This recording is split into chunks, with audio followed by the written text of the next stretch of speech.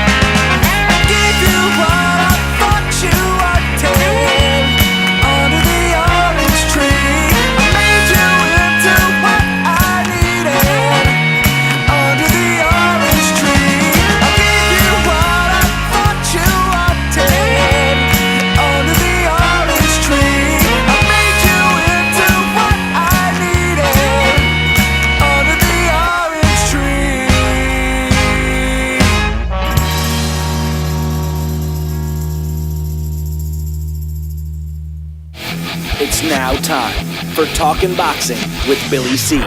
It began as a podcast, went live on the net, and transformed into a full-blown empire. Across the web, on Fight Now TV, and on radio stations around the world. It's the only daily boxing talk radio show on the planet, hosted by the only guy with the balls to do it. Many have stepped into the ring. Many have tried to take the belt, and one by one, they've fallen.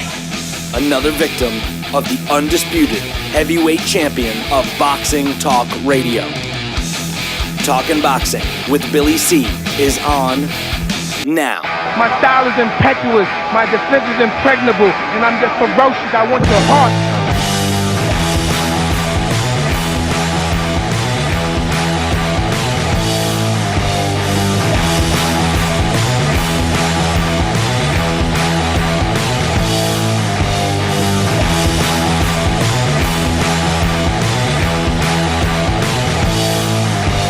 We're coming to you live from the Billy C studio in Lake George, New York. I'm Bill Calogero. It's time for Talking Boxing with Billy C. Come on.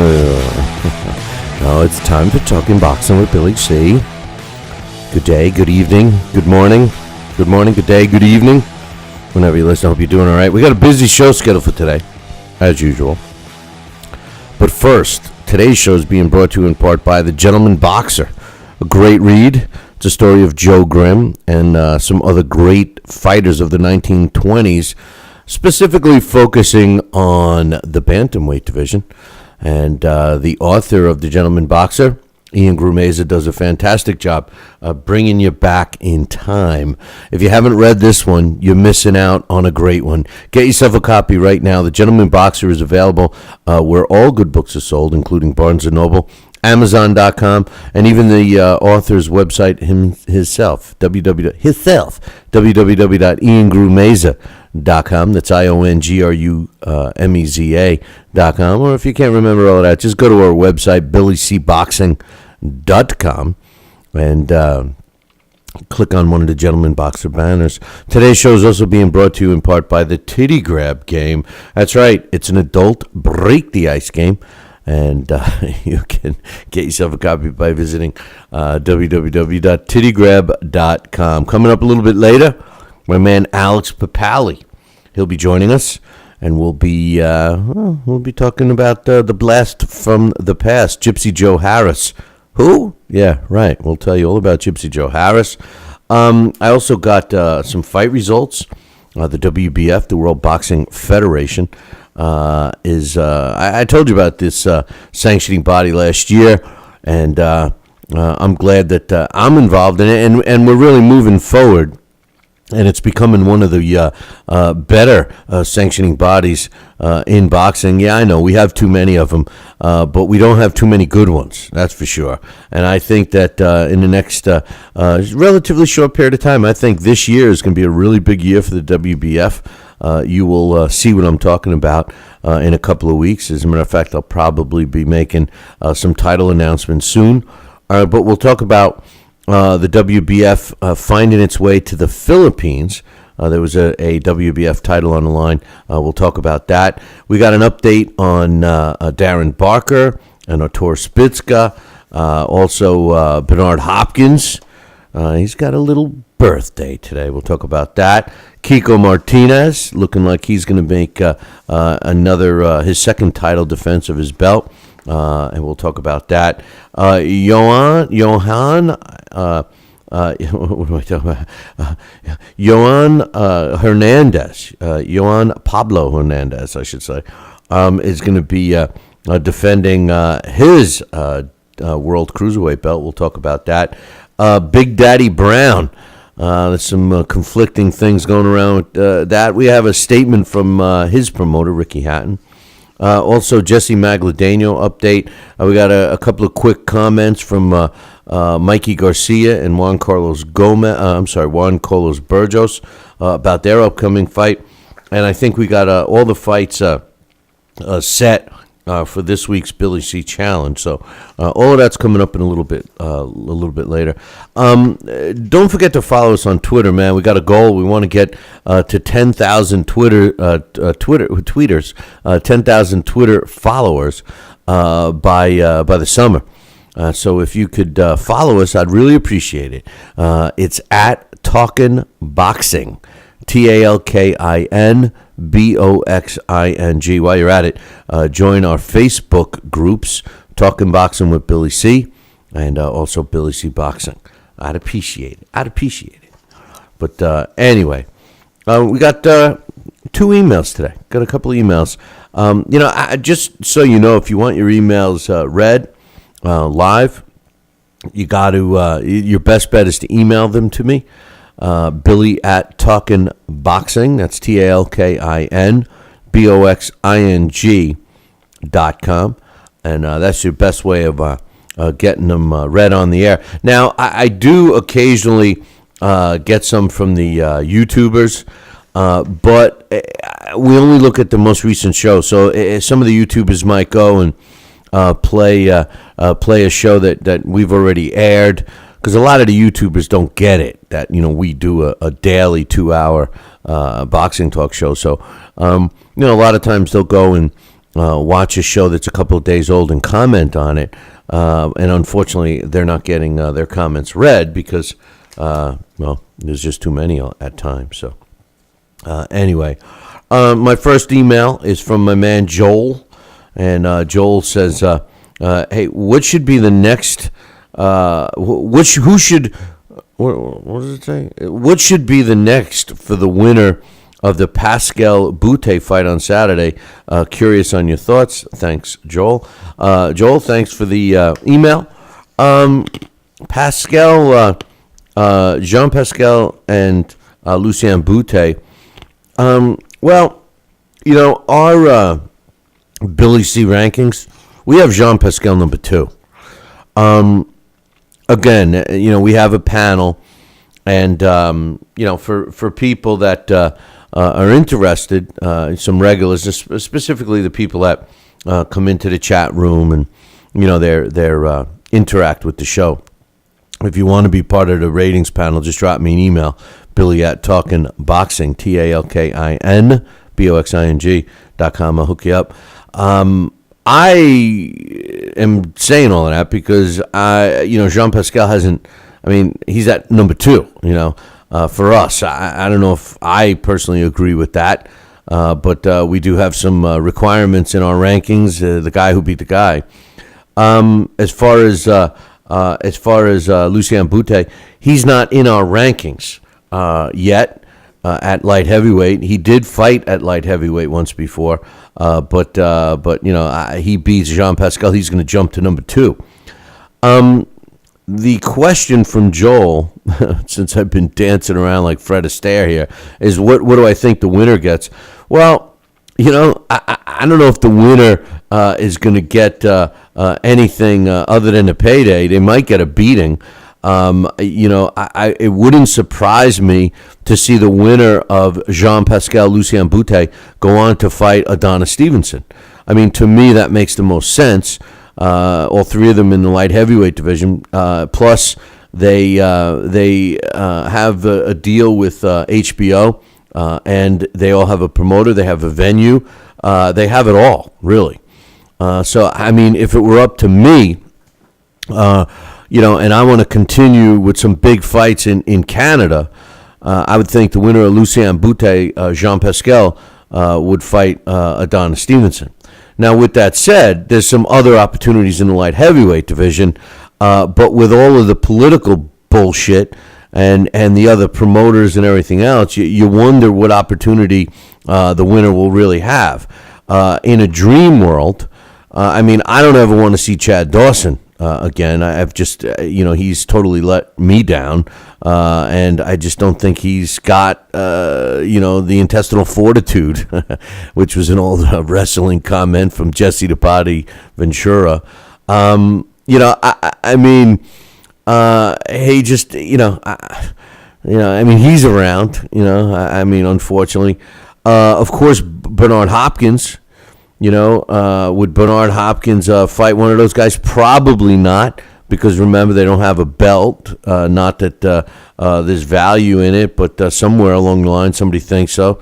So I can't see Bernard Hopkins fighting anyone without a belt, because that's the only thing that makes sense for him. You got Nathan Cleverly, who we still have ranked at light heavyweight, even though he's said he's moved up to cruiserweight. We don't move people into a weight class until they actually fight. So again, I think a fight with Nathan Cleverly and either Jean Pascal or Lucien Bute wouldn't be a bad matchup. Bibot Shumanov is there. He's a world champion.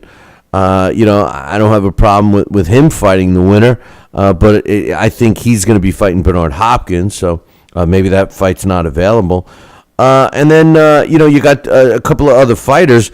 A possible fight would be against the kid that fights out of Chicago, Andre Fonfara. You got Tavorius Cloud still trying to get back in the mix. Maybe it's worth it to have one of those guys fight him. But you got Sergey Kovalev too. Listen. I think that that those guys are going to be able to get a good fight, the winner. So hey, listen, I'm going to take a short break. We'll be back in 2. If you're in upstate New York and you need a trucking company, then you need Rosselli Enterprises. Rosselli Enterprises is trucking at its finest. They have it all. Dump trucks, dump trailers, walk-in floors, flatbeds, flow boys, tankers, loaders, and a full line of roll-off containers for any job, big or small. Rosselli Enterprises is also the source for all your sand, gravel, and topsoil needs. Visit them on the web at RosselliTrucking.com or call 315-433-5115. That's 315-433-5115 and tell them Billy C sent you. Are you ready, America? Then let's get it on with Fight Now TV. It's time, fight fans. Your channel has arrived. All the fights, all the names, all the action. From world-class boxing events to mixed martial arts showdowns and other combat sports matchups, Fight Now TV delivers the hits and more. Call your television provider and tell them you want to get it on with Fight Now TV. For more details, go to fightnow.com.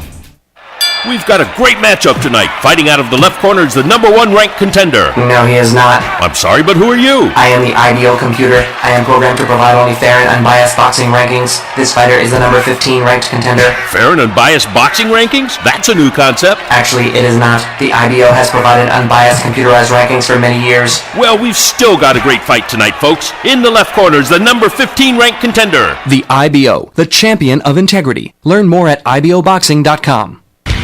Check out BillyCBoxing.com now, or feel the wrath of the mighty mustache. Oh, that hurts. That's my face. I hate you. That's BillyCBoxing.com. Consider this your warning. As a young boy, all Billy C dreamed about was one day having his own catchphrase. And we're back. And we're back. One boy, one dream, one day, everyone will say. And we're back. And we're back. And we're back. And we're back. And we're back. And we're back. Catchphrase coming soon to a theater near you.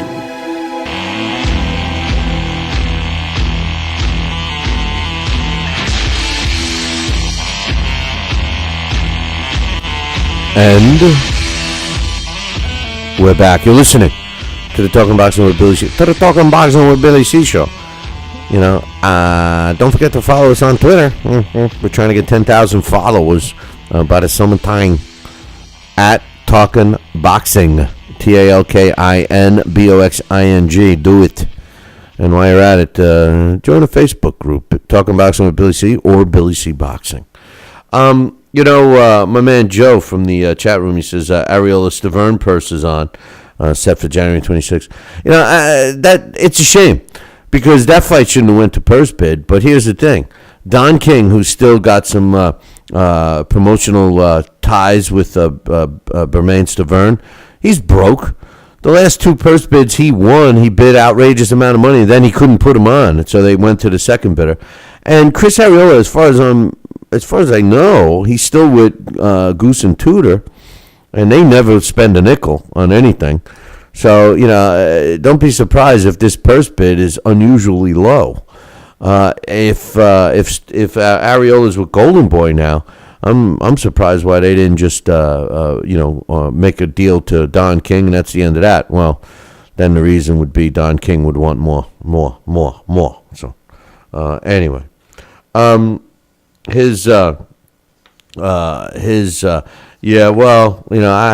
Joe's mentioning some other stuff about who, which I'm not even going to talk about. You know, not anything against my man Joe, but I don't want to talk about that clown. But anyway, El Dude, I love that handle, El Dude. Hey, El Dude. He says, "Good show, Billy, but I didn't get the joke." Good show, Billy, but I didn't get the joke about making fun of Spanish speakers. Andy Ruiz and Deontay Wilder should be a good fight. Ruiz, as big as he is, would most definitely test the stamina of Wilder as well as his chin. All right, El Dude. First and foremost, I wasn't making fun of Spanish speakers or people who speak Spanish or whatever. Please, that was definitely not, I wasn't criticizing them. What I was criticizing, was who I was making fun of, because I was making fun of somebody, but it wasn't people who speak Spanish. It was the guy from ESPN. What is his name? Bernardo Usma, or whatever. Bernardo, whatever his name is. The guy who was doing the show Friday Night Fights last week with Teddy Atlas, and the guy speaks very well. Obviously, he's bilingual. He speaks Spanish and English, but when he speaks English, he speaks very clearly, like I call him, like the whitest white guy. But when he mentions a Hispanic name, he really gets crazy with the pronunciation of it, and that's what I was making fun of. And I asked on Monday's show, is that and this goes out to people who speak Spanish, and actually I want it deeper than that. I don't want it just people who speak it. I want Hispanic background people. Is that something that you want to hear when people pronounce a name, and I honestly am asking that. No one responded to me. Should people do that? Should they emphasize the name like Bernardo does? Bernard or whatever his name is. To me, it's nerve wracking. It's just out of place. If he spoke with a Spanish accent 100% of the time, I don't have a problem with that at all. Not even a little bit of a problem. I have no problem with that. But he speaks, and like I was, imitating him the other day. He'd be like talking like, well, in perfect English, like the whitest white guy you ever want to meet. He'd be like, he came forward. And he was letting his hands go the proper way when he threw a jab and followed with a right hand. But then his opponent, Antonio Rodriguez, dodged to the right and avoided those onslaught of punches. Is that proper? Is that what people want to do? Do they want to hear the emphasis in the name? And that's what I was making fun of. I certainly wasn't making fun of anything else. So I was making fun of him, but not against anybody that speaks Spanish. So I hope that clears it up. El Dude. As far as Andy Ruiz against Deontay Wilder, listen, I'm not impressed with Andy Ruiz. Andy Ruiz Jr. is, a guy that I'm very disappointed in. I question his dedication. He's basically a roly-poly. He looks like the Pillsbury Doughboy out there. He looks like Butterbean. No disrespect, but he looks like Butterbean. I know he's a talented fighter, and a lot of people like him. I was criticized for saying he looked, I was criticized for calling him a fat bastard is what I was criticized for. And I just felt that, a heavyweight should come in and look like a fighter.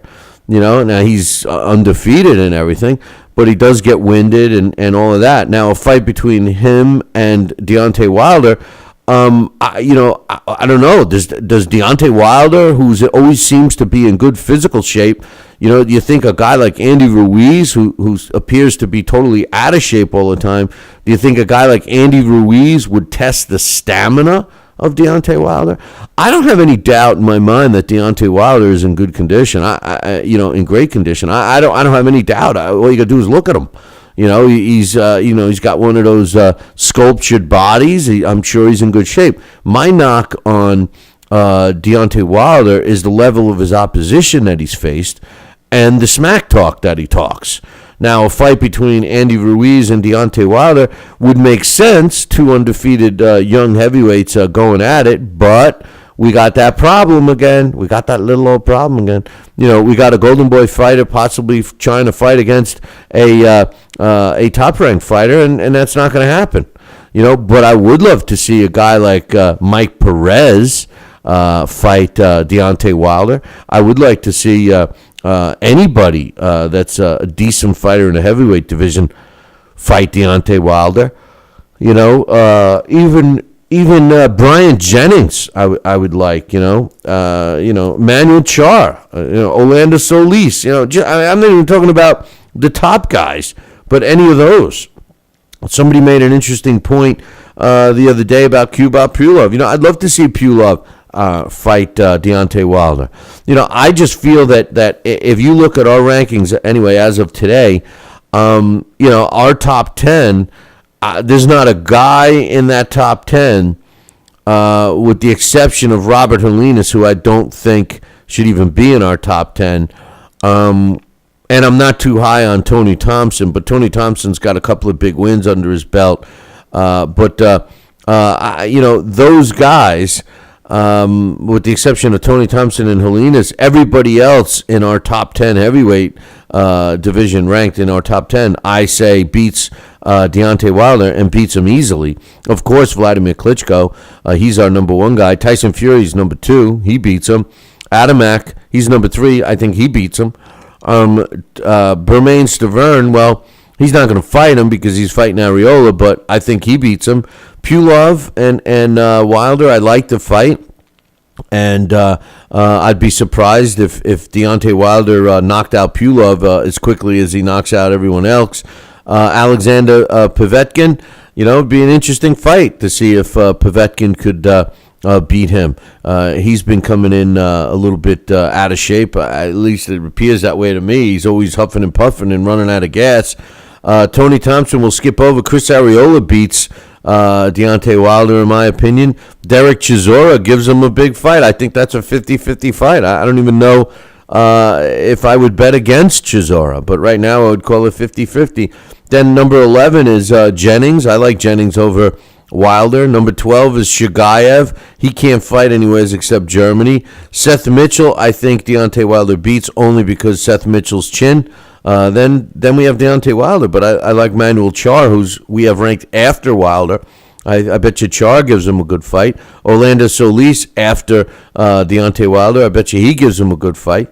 So we'll have to wait and see, man. We'll have to wait and see. But El Dude, thanks for the email. I hope I made it clear about the making fun of.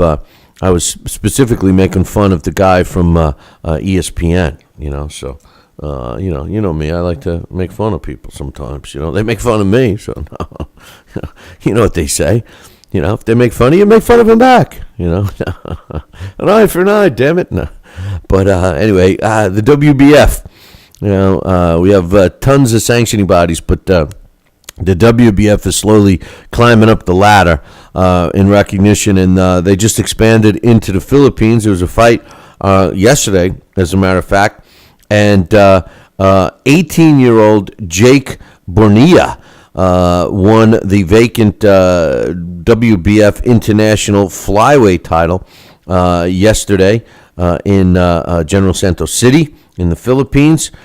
He improves to 5-0 with 3 knockouts. Now he beat another undefeated fighter in Michael Enrique, who drops to 7-1 now with 4 knockouts. A couple of young fighters fighting in the Philippines for an international belt. So congratulations to Bonilla, who won the belt, and congratulations to the WBF for chipping away at the stone and expanding as rapidly as they are. I do know this, and I said this at the beginning of the show, we will be having 2 additional WBF title fights here in the States.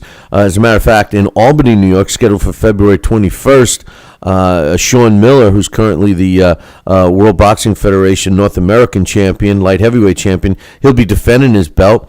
Looks like he's going to be fighting Kevin Angle, which is a pretty decent fight. And also Eric Danger Fields will be fighting for the vacant North American Cruiserweight belt. So a couple of nice fights going on in Albany, February 21st. Hopefully we'll have some more information on that for you as time goes on. But anyway, speaking about information, I do have an update. Darren Barker announced his retirement today. I got to give credit to our very own Dax Khan. He broke that story real early this morning, sent me a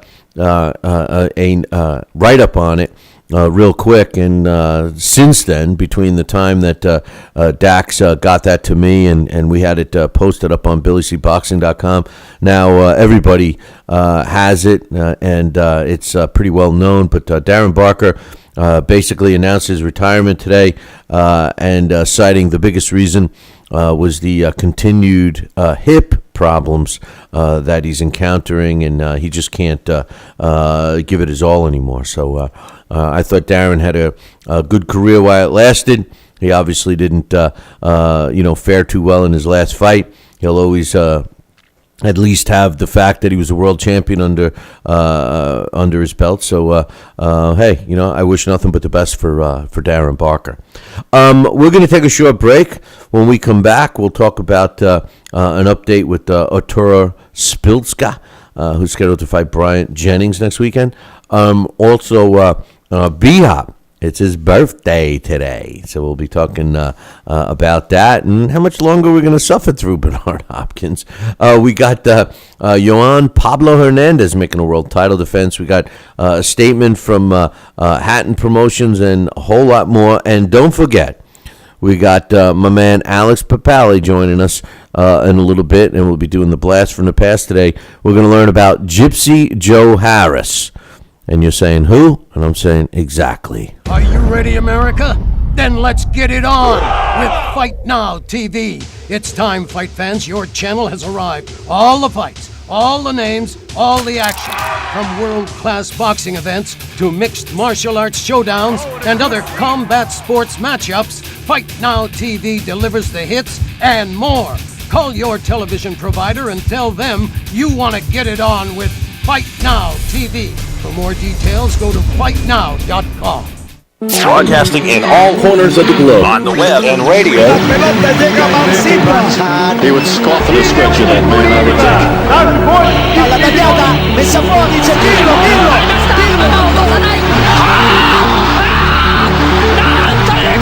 You're listening to Talkin' Boxing with Billy C. From upstate New York and the good old US of A. Boxing is here to stay because we are here to stay. The best 2 hours of boxing talk on the airwaves. Hey, fight fans, check out KOFantasyBoxing.com.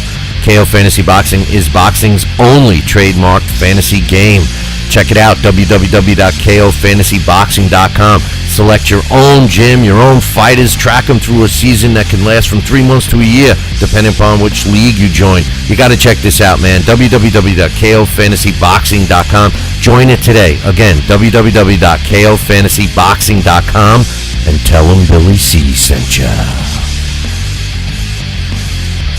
Now back to Talkin' Boxing with Billy C., the only radio host man enough to take a punch from Mike Tyson. Wait a minute, man. Hold on there. Jeremy, man, I need you to take this one, all right? Wait, what? No way. I can't do this. Need I remind you I'm Billy C., damn it? Now put on that mustache and get in there. Hey, look at me. I'm Billy C. Crap.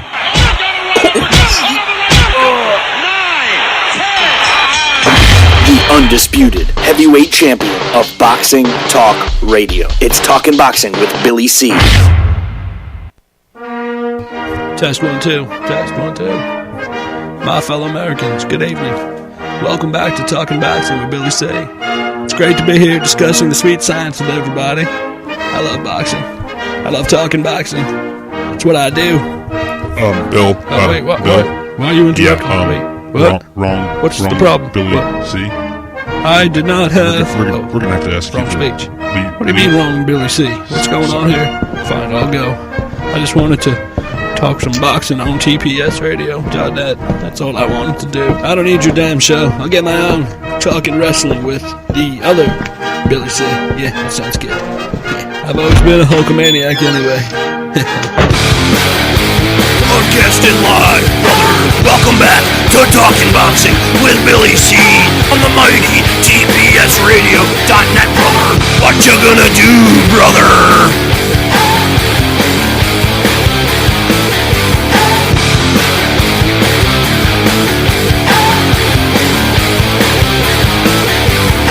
And we're back. You're listening to the Talking Boxing with Billy C show. You're watching us on the Fight Now television channel. Glad you could join us.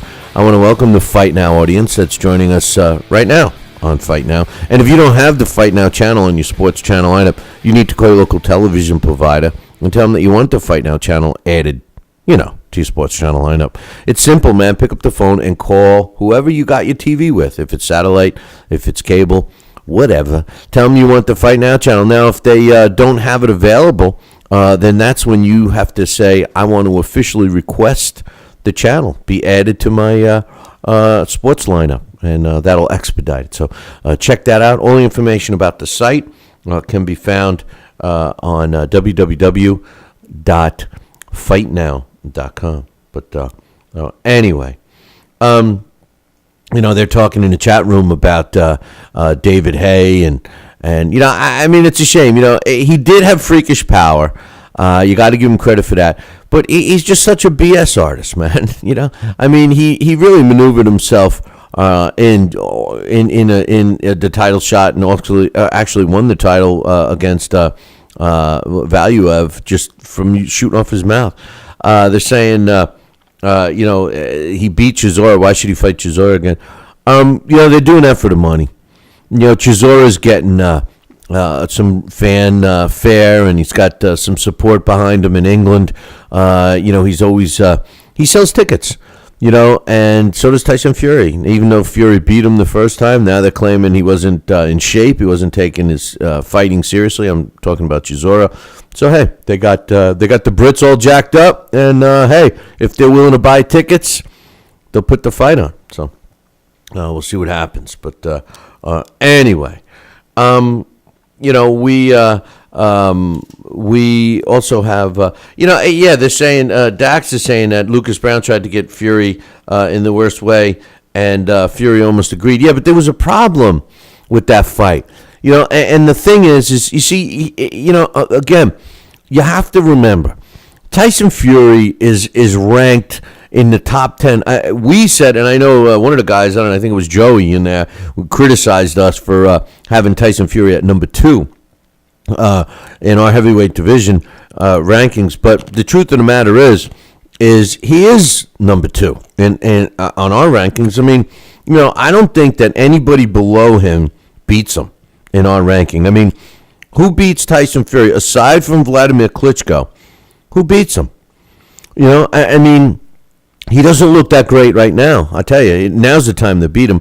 But I think that I think that he's listen. I don't think he's the most skilled fighter, but among the heavyweights right now, he's pretty good. Now there are some fighters that I think could give him a good fight, some young fighters. But here's the situation, and this is what I was referring to Dax.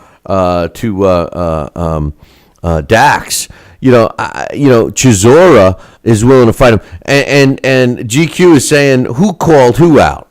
You telling me Wilder called out Tyson Fury? Because that's a fight that Tyson Fury's been trying to get forever. So I doubt very much that Tyson Fury wouldn't take Deontay Wilder. Now, here's the thing. It's easy for Deontay Wilder to call out anybody and then, not have his promoter make a worthwhile offer. That's the point I was trying to make, with Lucas Brown and Tyson Fury and everything else. All these guys, we offered him the fight and he wouldn't take it. Well, they leave out the part that they didn't offer enough money. Tyson Fury's in a position where he should be making some decent money. Deontay Wilder, if Golden Boy says, hey, Tyson Fury, come on over here, fight Deontay Wilder, we'll give you $100,000. Tyson Fury's going to say, forget about it. I'll make $1 million and fight Derek Chisora here in England. So, I mean, it's all about that. You guys know that. Give me a break. So we will see. I think that Tyson Fury would destroy Deontay Wilder, destroy him. Now with that said, though, I will tell you this: I think if Deontay Wilder connects with Fury, he could knock him out. I mean, we saw Steve USS Cunningham drop Tyson Fury, so Tyson Fury is definitely knockoutable. And the one thing I said yesterday about Tyson Fury is that he's got those skinny little ankles. Those legs that don't match the rest of him, that's a sure sign of having a weak chin. But guess what? Take a look at Deontay Wilder. He's got the same legs. I love Deontay Wilder against Tyson Fury. That's the fight. That's the fight that we should be seeing. To be honest with you, that's the fight.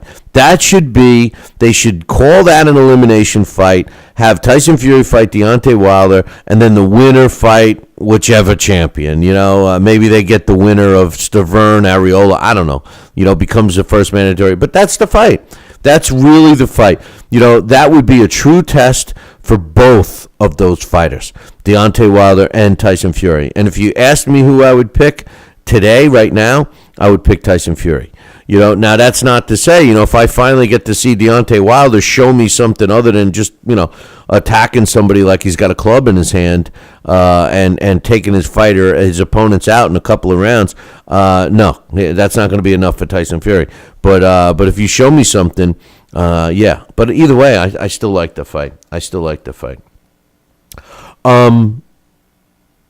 Spilska is getting all his papers in order and should be here in the States by the weekend, the latest, by Saturday, the latest. May even get into town, sometime Friday. So, it's good that they started this process a week before they needed to. to get him over here because, it would be a shame if we lost that fight. That's for sure. But anyway, I don't know. I'm looking forward to that fight as well. B-Hop. It's his birthday today. I wish Marilyn Monroe was still alive so she could sing happy birthday to Bernard Hopkins. As a matter of fact, Bernard Hopkins probably met Marilyn Monroe, but he's still younger than me, and I never met her, even though I was alive when she was still alive. But Bernard Hopkins, 49 years old today. Happy birthday, B-Hop. Really. I give you a lot of credit. My question is, this is a guy. The question of today is B-Hop still going to be fighting at 50? So I mean that sounds like 50. Oh my God, it sounds so much older than 49. But let's face it, it's 365 days from now. I would think that B-Hop is going to fight at least one fight this year.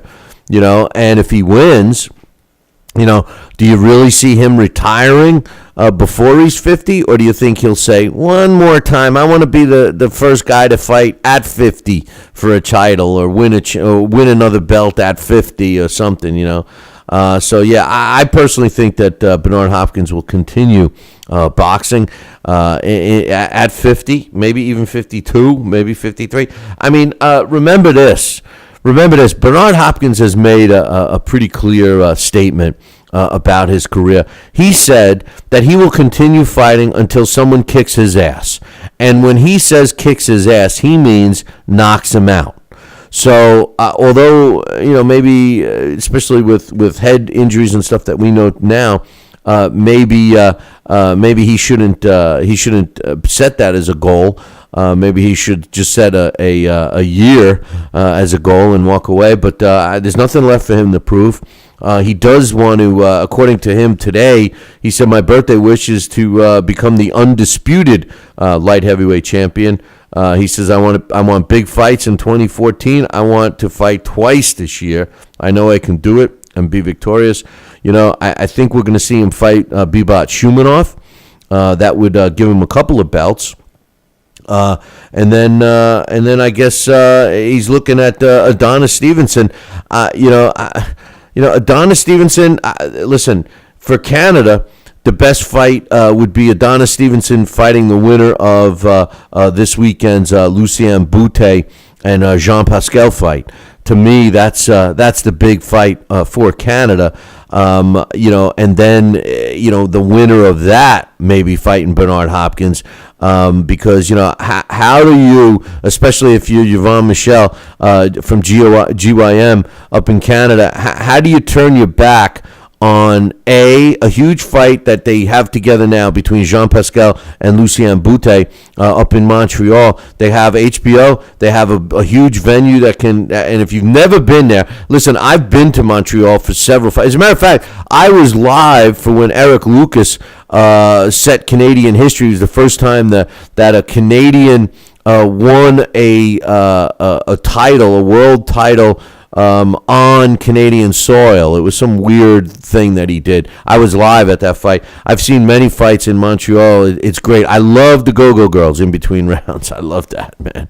But anyway, I just think that they would have a huge audience for the winner of Boutte Pascal facing Adonis Stevenson. I mean, oh my God, that would be huge in Canada. It would be huge here. I'm sure HBO would like it.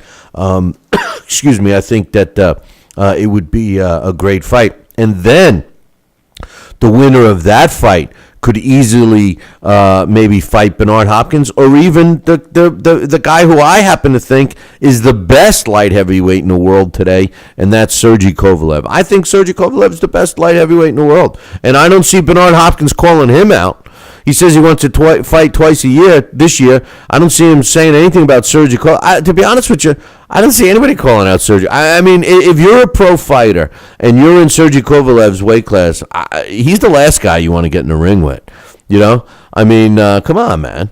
Every punch that he throws sounds like it's going to crash through concrete. I don't know, man. I don't know. I think he's the best light heavyweight out there today. I don't see any of them beating him.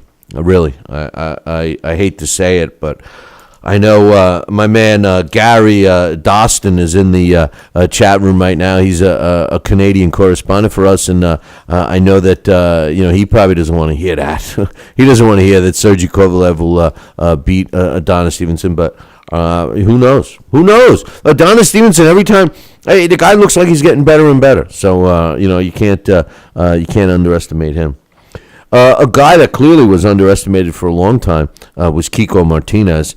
He finally won the world championship. His record is 30 wins, 4 losses, 22 of his W's coming by way of knockout. He's going to be making the second defense of his world title when he takes on Japan's Hozumi Hasewaga.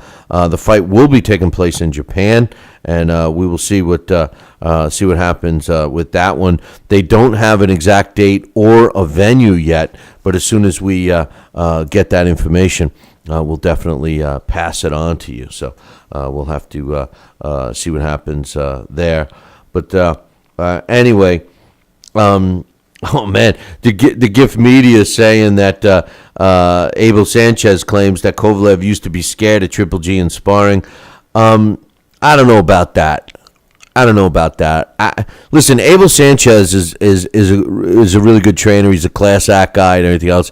But it depends. When you say scared with fighters, I don't think we really mean scared the way most people say scared and what they mean by scared. First of all, I can't see why Triple G would scare Kovalev. Kovalev is way bigger than Triple G. I mean, I know that they talk about him fighting as high as light heavyweight and as low as junior middleweight, but I don't see it happening. First of all, I don't see him making junior middleweight. That's for sure. And as far as 160, he looks like he's a 160 pounder. He doesn't look like he could be that much bigger. And if he did, I mean, he does look like he could put on weight, but I don't know how much more weight. But Sergey Kovalev is a big light heavyweight. So, I mean, he's got to be way bigger than Triple G. But anyway, we'll have to wait and see on that. Hatton Promotions had to run through the media and make a statement today. Apparently, unbeaten heavyweight Lucas Big Daddy Brown, who we were just talking about in the chat room, who I happen to like, has been rumored of pulling out of a fight with Solomon Hamono, who's a rugby player, and which makes no sense. And Hatton Promotions made a statement. They said, yes, we had been negotiating with Hamono's team, but we never had a fight deal in place. We never had a contract. Apparently they felt that this fight could have been a pay-per-view fight in Australia and wanted to have it in April 3rd, but apparently all the parties couldn't agree on the date, and they're still negotiating. So I don't know. We'll have to wait and see. But anyway, we'll wait. We got GIF Media posted. I guess the interview with Abel Sanchez claiming that Triple G scared Sergey Kovalev. Listen, that's just Abel Sanchez trying to get big money fights for Triple G. Triple G is married to HBO right now. And I think he's doing just fine financially, to make a statement like that. Hey, let me ask you this, and just if you take a look at Triple G. Now, don't get me wrong. I like Triple G, all right? I like Abel Sanchez. The first time I met him was in Chicago in person. I met him in Chicago, and he's a great guy. There's no question about it. Calm, cool, and collective. I like the guy. But let's be real. Triple G, I like him. I think he's a great champion. I really do. I'm going to use the word great. Do I think he's a great fighter? Not yet. I don't want to put him on a pedestal yet. I'm impressed with his resume, but it's not like he's beaten everybody that's out there. I mean, let's be real. Yes, there's not much competition when you take a look at the middleweight division. And you look at the middleweight division, as far as I'm concerned, Triple G can beat everybody that's in that middleweight division right now. There's not a fighter in the middleweight division that can beat Triple G. There's not one fighter in the middleweight division. So what does that mean? He's got to move up to super middleweight? Okay, when I look at Triple G and I see the super middleweight division, I got news for you. There's most of the guys in the super middleweight division Triple G beats. With the exception of we don't know how he would fare against Andre Ward. I would think Andre Ward would have a real good chance of beating Triple G. And to be honest with you, I got to also say that about Carl Froch. I don't know how Triple G would fare against Carl Froch. So that's immediately in the super middleweight division. But when you look at the light heavyweight division, and, if you want to believe what Abel Sanchez says, that Sergey Kovalev is afraid of Triple G, who did Triple G beat so far in his career that you would actually believe a statement like that? Are you going to tell me that, when he knocked out Rosado, are you going to tell me when he beat, his last fight, Curtis Stevens? I mean, yes, he's good. Yes, he's impressive. Yes, he's beating everybody in front of him. But, show me a big name, that would justify a statement like that, and it's just not a guy trying to talk up his fighter. Now, Sergey Kovalev, you could say the same thing about him. You could say the same thing. Yeah, okay, he's good. Yes, he's powerful. Yes, he looks fantastic. But, show me somebody really good that he's beaten. So my point is this. I think they're both at the same stage. Maybe Triple G is a little more advanced because he's been around a little longer. But I honestly don't think that Sergey Kovalev is afraid of Triple G. I'd be shocked. I'd be shocked, to be honest with you. But anyway, that's my opinion. And hey, if they want to make the fight, have to make the fight. But just we'll have to wait and see. I don't know.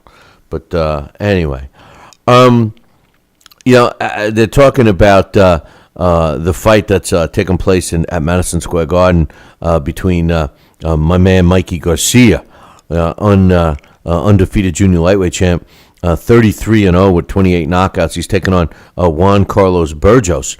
And, I keep telling you guys that Mikey Garcia is a class act. I think he's moved into that elite status, or if he's not there now, he's knocking on the door, and he's going to be there real soon. I think we have him in our pound for pound, but he's a class act in and out of the ring. Blue collar fighter. I love the guy.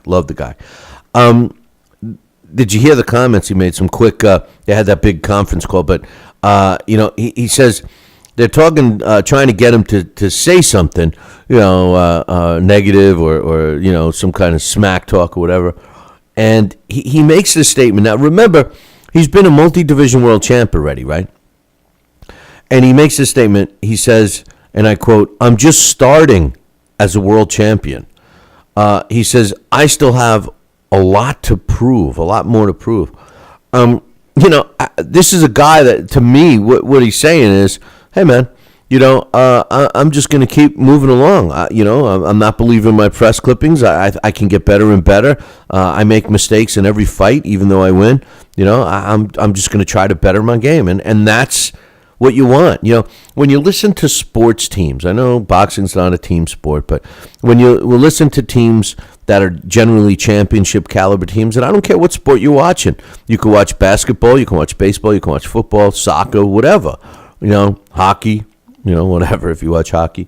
And all the great teams, all the top-notch teams, when they're at those press conferences and they're talking, generally they'll say, yeah, we're going to go back and we're going to improve, we're going to try to get better, and they just destroyed the team that they played, Well, we're going to go back and review the tape and see where we can improve and all that. That's a sign of a champion, and that's what Mikey Garcia did. As far as Juan Carlos Burgos, he's trying to get back on the winning track. He's, suffered, I guess if you call it, suffered back-to-back split draw decisions. He says that's behind him. He's focusing on one thing, and that's Mikey Garcia. And then the conference call. I tried. I was. They criticized me here in the chat room before because I criticized Don King. So they criticized me for criticizing him because I always stuck up for Don King. So they were busting my balls about that. And my point is Don King. In the last two purse bids he's won, he didn't put on the shows, man, because he doesn't have no money, so that's why this Bermain-Stavern fight is going to purse bid, because somebody's going to underbid it, and you got Don King who doesn't have the money to bid. You got Dan Goosen, who doesn't write a check for anything. I'm telling you, I wouldn't be surprised if this purse bid is some minute, amount of money that neither fighter is gonna fight. But with all of that said, Bob Arum, to me, said the stupidest thing, and I try to stick up for these guys. The only one that I don't stick up for at all. Is Golden Boy, and the reason why is because Golden Boy thinks who the hell they are. I can't stand people like that, let alone a promotional company. And I like a lot of people. They're gonna. I think they're gonna crash and burn at some point. Maybe not now, but check out what Bob Arum says. After doing this, of course he's trying to promote it. He's trying to do this and he's trying to do that, but he goes and he says, and I quote. That he wants to see Mikey Garcia move up in weight and challenge bigger fighters and get himself involved with bigger and better things. He says a lot of stuff is happening in the sport of boxing, and it's happening now. There's not that many other American fighters besides Mikey Garcia that qualify as superstars. He says, down the line, I'd like to see Garcia fight Manny Pacquiao or even Vasily Lomachenko. And by the way, Lomachenko is fighting in his second professional fight, and he's fighting Orlando Salido for his world title. So that's a whole nother side story. But check this out, man. What the hell is Bob Arum talking about?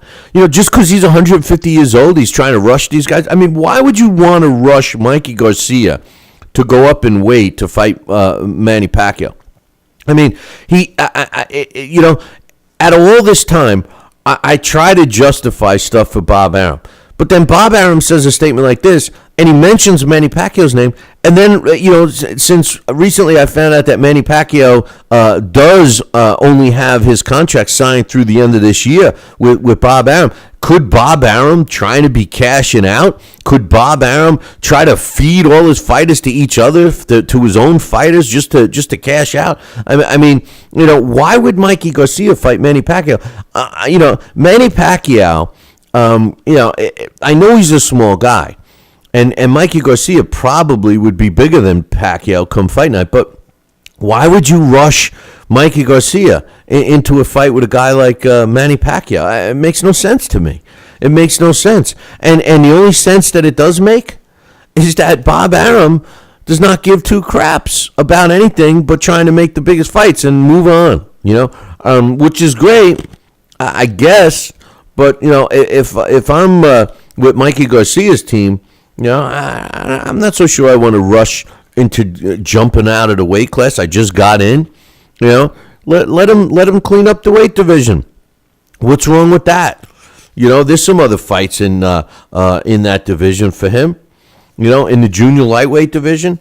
I mean, if I look at our rankings right now, and I see some fights for Mikey Garcia, we got him at number 2. But when you look at some of the other fights, I mean, Rancis Barthélemy, we know that he's going to probably get a rematch with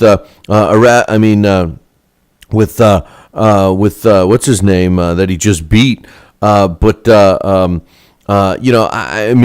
Argenis Mendez. But I mean, look at all the other fighters there. Barthélemy, Rocky Martinez. Yes, I know they fought. Diego Magladeno. That's a top ranked fighter. I guess Bob Arum might have a point there. There's not many fighters left in that, so if he moves up to lightweight, but Manny Pacquiao, Mikey Garcia, you're talking about junior lightweight. He moves up. How about fighting, go for Ricky Burns or Miguel Vasquez or somebody in the lightweight division, or even the junior. I don't know, man. You're talking Manny Pacquiao. You're talking 3 weight classes above where he is now. Come on, Bob. Be real. Anyway, listen, I'm going to take a short break. When I come back, we're scheduled to have Alex Papali join us. We'll be doing the blast from the past. This week, we're going to be talking about a fighter named Gypsy Joe Harris. Now, you might remember that name because he was the answer of a trivia question. And then we'll also talk to Alex about some other stuff. I might have a chance to open up the phone lines. Just before I take a break here, I just want to mention that Frank Espinosa Sr. Has signed the younger Magladeno. I just mentioned Diego Magladeno, but Jesse Magladeno, who's undefeated, 17-0 with 13 knockouts, who's also signed to Top Rank Promotions, is now under the management of Frank Espinosa Sr. So congratulations to the 22-year-old Jesse Magladeno, who I had the luxury of meeting. What a great kid he is.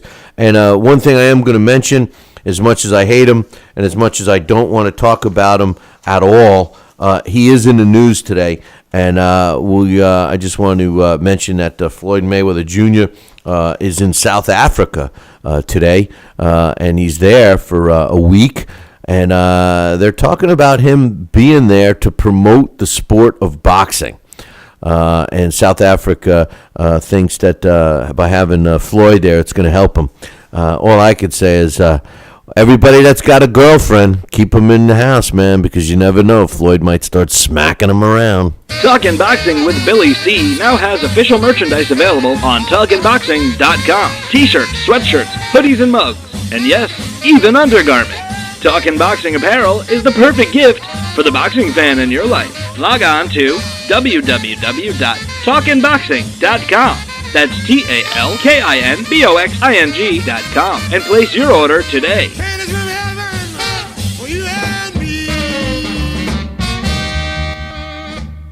Join us here for 2 hours as Billy and the gang do what they do best. Every time I start talking about boxing, a white man got to pull Rocky Marciano out their ass. Rocky Marciano was good, but compared to Joe Louis, Rocky Marciano ain't. Beat Joe Louis's ass. Joe Louis was 75 years old when he fought. Huh? What? We're supposed to be talking boxing. It's Talking Boxing with Billy C.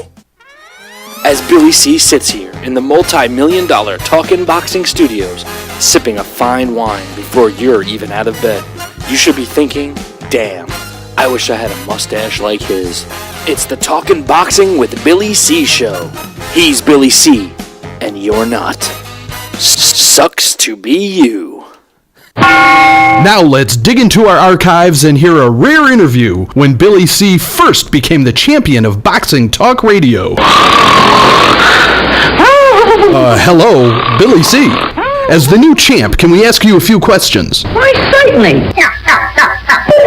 Okay, your fans would like to know how you and your corner have successfully walloped the competition. We're not ordinary people. We're morons. Anything else? I'm a victim of circumstance. Did your success finally come when you made the show 5 days a week for 2 hours? What do you think? I'm trying to think, but nothing happens. Now, please tell the listeners what you've learned from making it this far. Certainly. If at first you don't succeed, keep on sucking till you do succeed. Great words of wisdom, Billy C. Keep up the great work as the undisputed People's Champion with your show, Talkin' Boxing with Billy C. Any last words to anyone who's listening? This is your fault, you bonehead.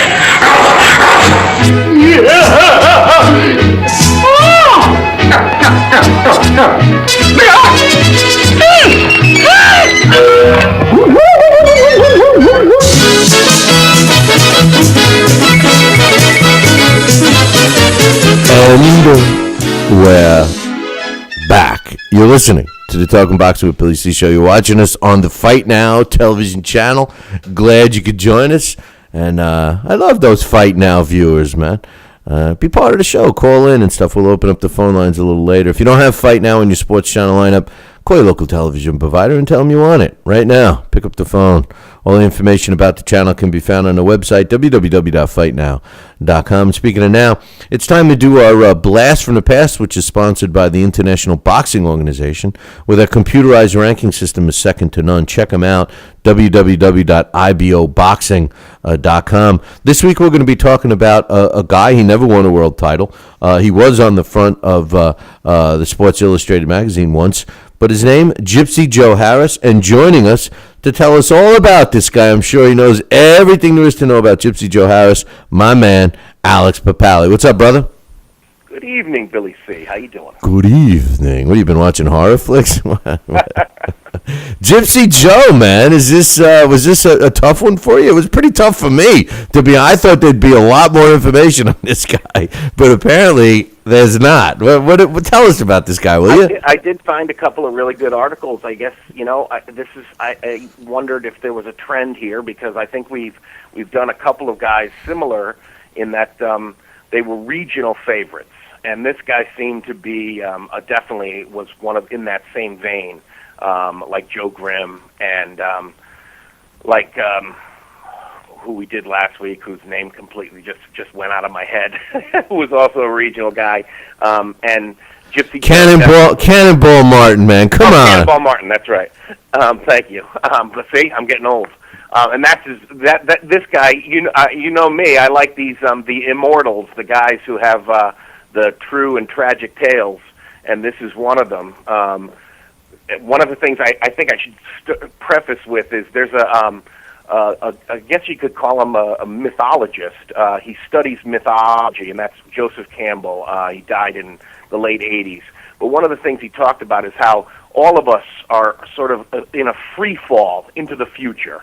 Time comes screeching by. There's nothing you can do about it. That we're all falling forward. Once that fall becomes a voluntary act rather than this idea that, oh my God, you're trying to slow it down, in career, which we'll get to. But I don't know how much you had gotten to of him, but I thought he was pretty interesting, but I don't know how fun he would be to watch as a fighter, Bill. Because of his style? Yeah, because it's such a catch-22. Like the guy, like Miguel Vasquez is a good example. Here he is, he's a world champion, and you mention his name to Harold Letterman, and Harold Letterman starts to fall asleep. All you have to do is mention Vasquez's name to him, and he starts to fall asleep.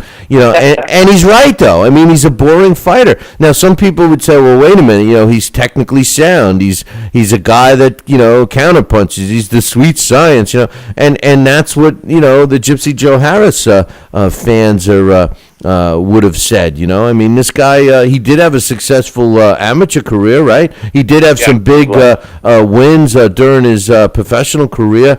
He beat Curtis Coates, who's a Hall of Famer, and Bobby Cassidy, who's nowhere near a Hall of Famer. Oh, that's right. They made him a Hall of Famer in I don't know if it was New York or New Jersey Hall of Fame. I mean, he did have some big wins under his belt. Absolutely. And just he was born December 1st, 1945. He was 5 foot 5 inches tall, and he fought at welterweight and middleweight.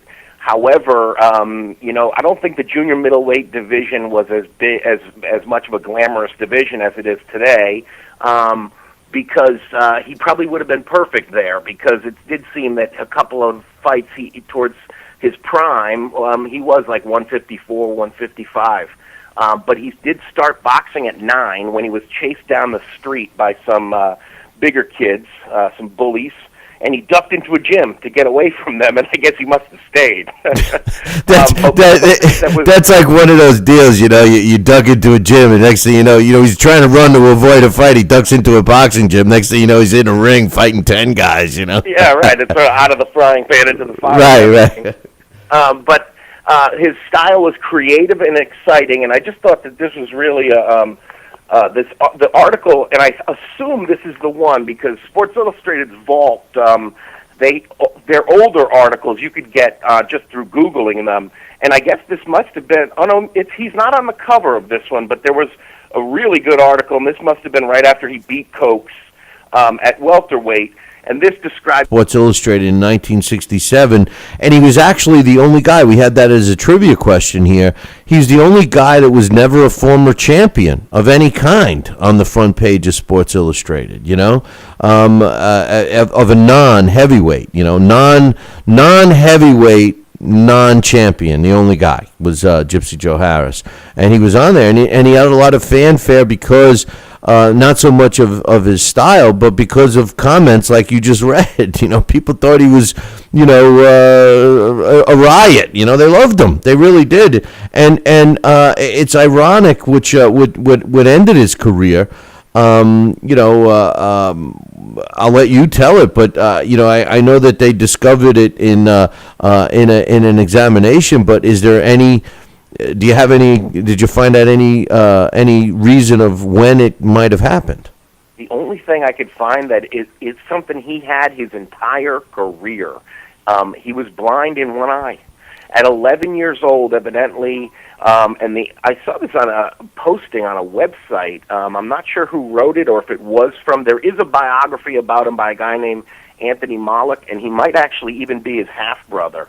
But evidently, at 11 years old, it was on a Halloween night, and somebody tried to steal his candy, and they got in a little fight as little kids, and he got hit with a brick in his head.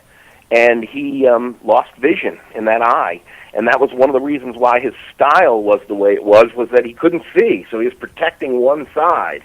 And it wasn't until, his after the Cokes fight, it was actually with a guy who's, Manuel was the last name. It was a fight that they tried to make a couple of times, and it just seemed to be cursed. The fight fell through right at the last minute, and the papers were pretty hard on him because they made it sound like he overslept through the fight, through the missed his plane and didn't get to Dallas in time. Wait a minute, who was keeping track of his time? Kramer from Seinfeld? I know. Remember that episode with the runner? Did you ever see that with Steinfeld? And that's the one where I think he blows out the transformer in the apartment house because he's sitting in the hot tub. Remember when he was basting in the hot tub? Do you remember that one? The guy who was running the New York Marathon, right? Right. But no, Kramer had. Yeah, he goes to Jerry to get him up in time, and then Kramer's up in his place basting in a hot tub, and he's got he blew up the whole floor of electricity. Exactly. So the guy's late again, and Kramer's got the chills. You remember the last scene of that episode? He's running and he reaches for a cup of water. You know how they have the guys along the marathon handed him water, and Kramer's freezing, drinking a hot cup of coffee, and he grabs the coffee out of Kramer's hands, and he starts guzzling it, and the hot coffee takes him out of the race again. But that comic tragedy.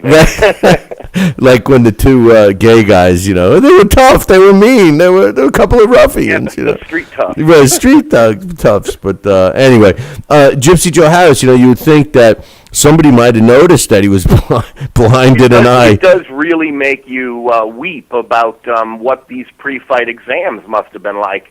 Evidently, what they said is that he memorized eye charts so that he would just call out the right letters, and he'd fake it.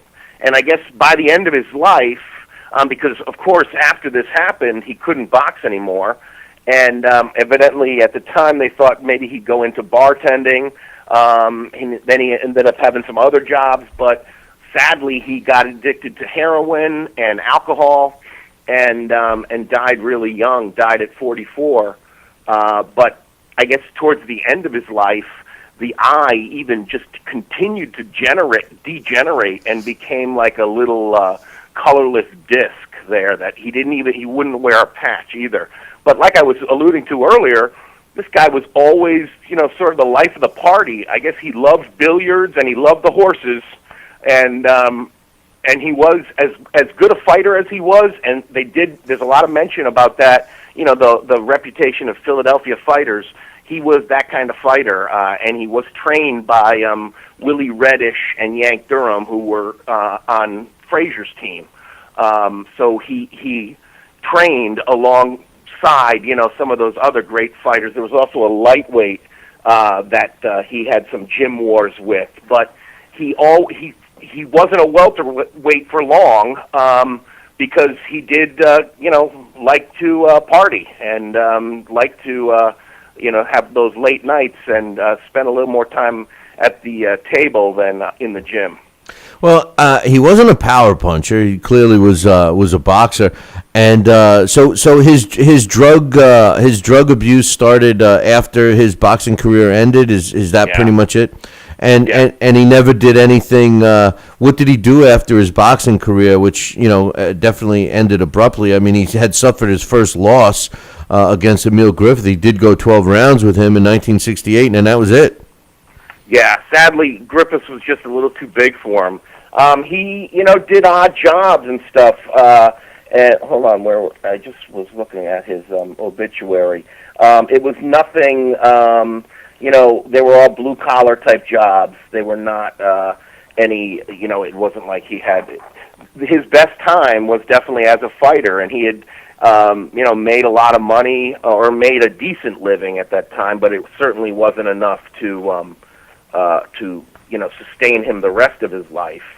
But he had one of those, he didn't. The way people talked about him, it didn't seem like he had regrets, because he did have some recovery and actually did do some speaking about drug abuse and alcohol abuse. But evidently he had done so much damage to his body. He had 3 heart attacks at 43, and by the end of the next year, he was dead. Well, that's a shame. With you were talking about the how do these physicals go and how do these people go undetected? The technology wasn't there, and even though it's in my lifetime. Of course, when this guy was fighting, when he started his pro career, I was already, alive and well. But technology has changed, and eye exams and stuff like that, where they put the drops in your eye and check everything out the way they do that. That technology wasn't around. But they must have at least had to shine a flashlight in there, and did he just blink and fake it? I mean, I really wonder how he did that. Did that discoloration and the degeneration of the eye you mentioned? Did that start?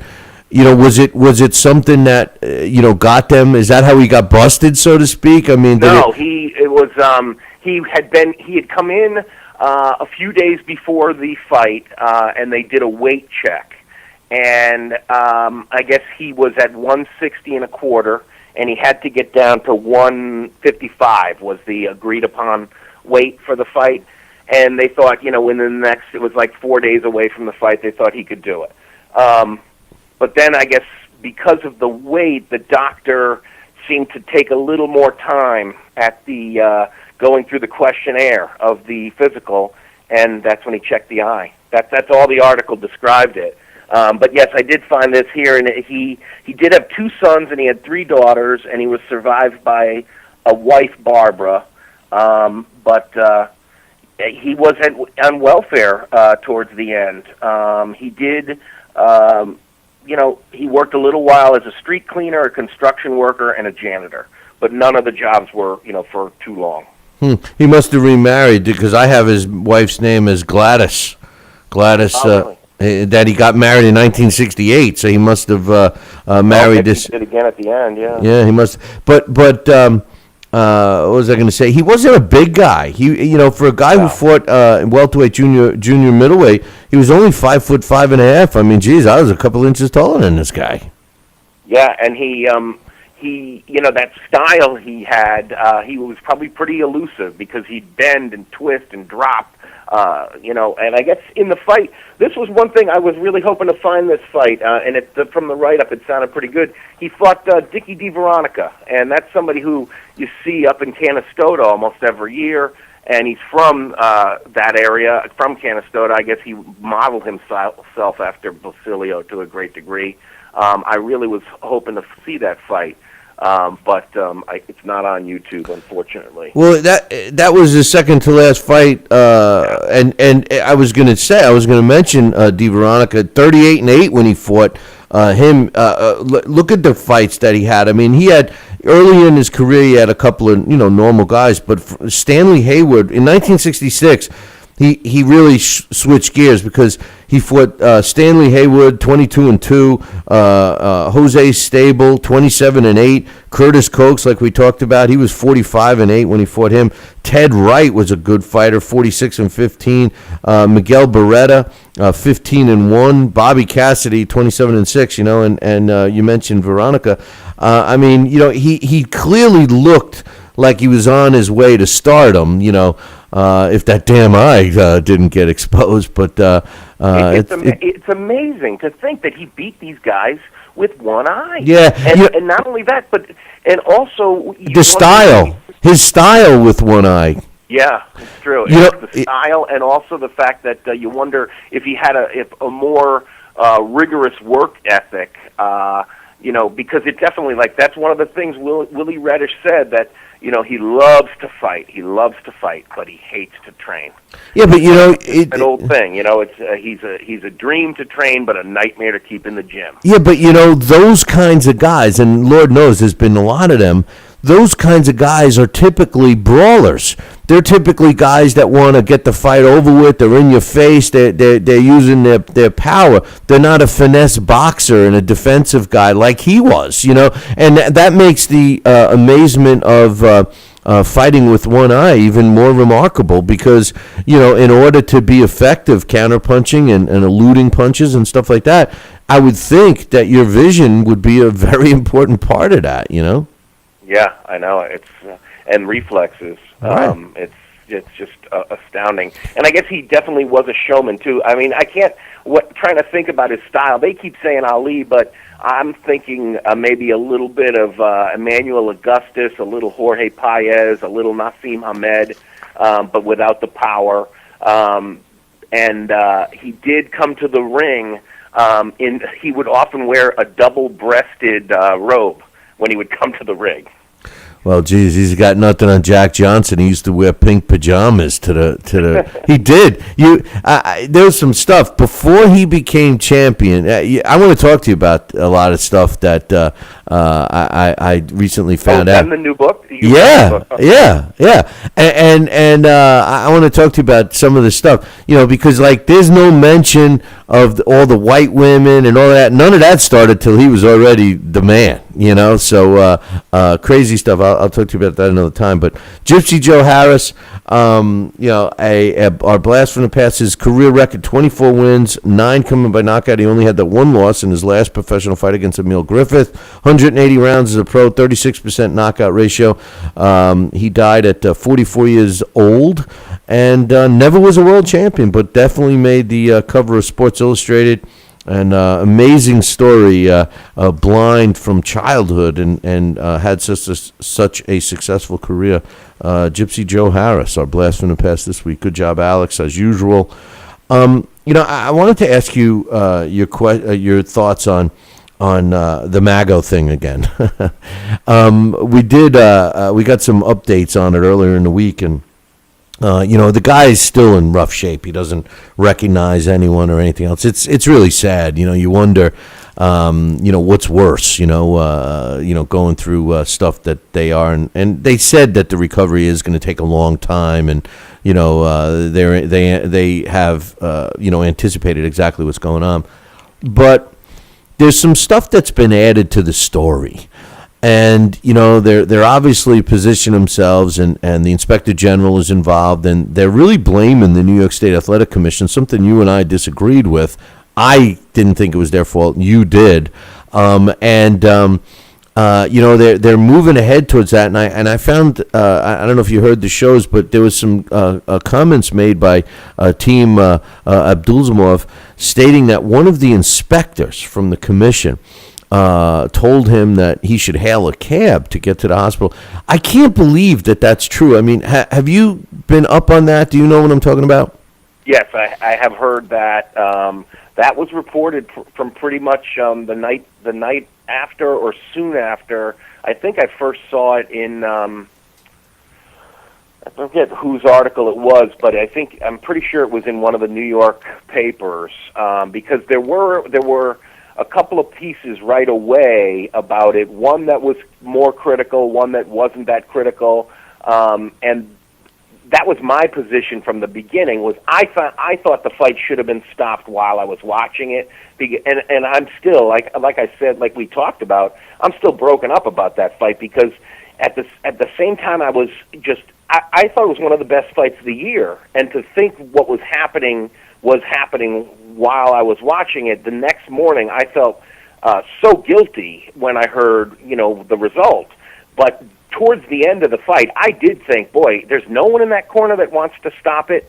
And then once I heard, some of the things about them saying that, he went to the hospital in a cab, that's when I thought, well, wait a minute, we have to get to the bottom of this and find out what happened that night. And I do think Tom Hauser might have mentioned that also in his, because he had broke down like a kind of a timeline.